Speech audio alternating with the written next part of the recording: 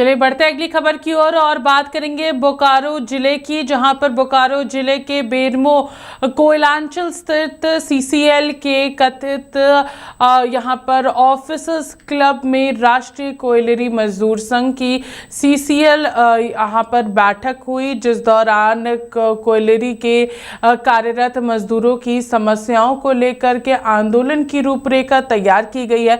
दर्जनों वक्ताओं ने अपने संबोधन में कहा, नौकरी तो मिलने की संभावना समाप्त हो गई है, अब तो यहाँ पर ग्रेजुएट और सीएमपीएफ पर भी अफवाह हो रही है।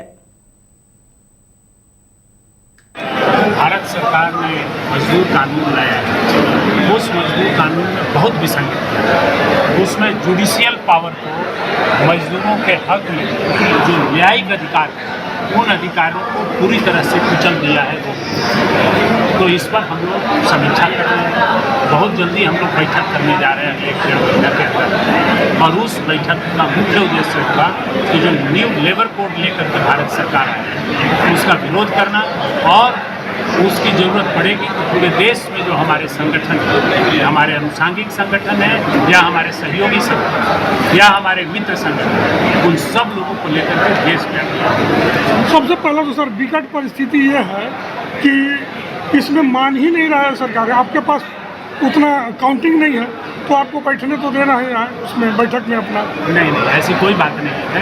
हम लोगों के पास सारी काउंटिंग है और सब जगह बैठते हैं। भारत सरकार के लेबर मिनिस्ट्री में भी बैठते हैं। ये कोयला वाला में केस चल रहा है, इस केस के चलते फेडरेशन का केस कलकत्ता में हम लोग लड़ रहे हैं। उस केस का निर्णय आने वाला है। जैसे ही निर्णय आता है सब दूध का दूध पानी का पानी। मजदूर है कि नहीं, ये रह रही है।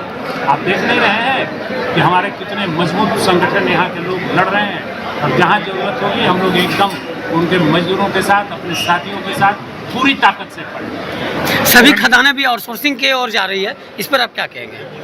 देखिए, आउटसोर्सिंग तो गवर्नमेंट ऑफ इंडिया का ये नियम हो गया, इसको हम लोग नहीं रोक सकते। लेकिन आउटसोर्सिंग में जो असंगठित मजदूर हैं उनके हितों की रक्षा करना ये हम लोगों का दायित्व है, और उस पर हम लोग मुखर होकर